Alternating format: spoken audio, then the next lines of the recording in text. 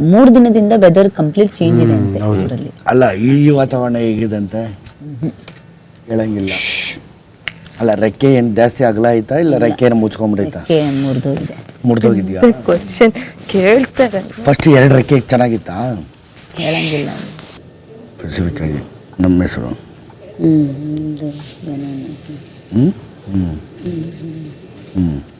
ಅಲ್ಲಿ ಚೇಂಜ್ ಆಗೋದು ಅದು ನೆಗೆಟಿವ್ ಎಫೆಕ್ಟ್ ಹೊಡಿತಿದೆ. ಸರಿಯಾಗಿ ಹೊಡಿತಿದ್ಯಾ?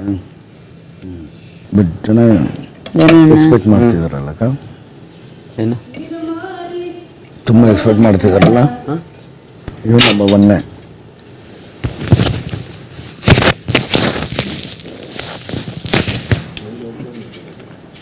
ಚೈತ್ರ, ನೀವು ಪಿಸುದನಿಯಲ್ಲಿ ಮಾತನಾಡುವಂತಿಲ್ಲ. ಸಾರಿ ಬಿಗ್ ಬಾಸ್.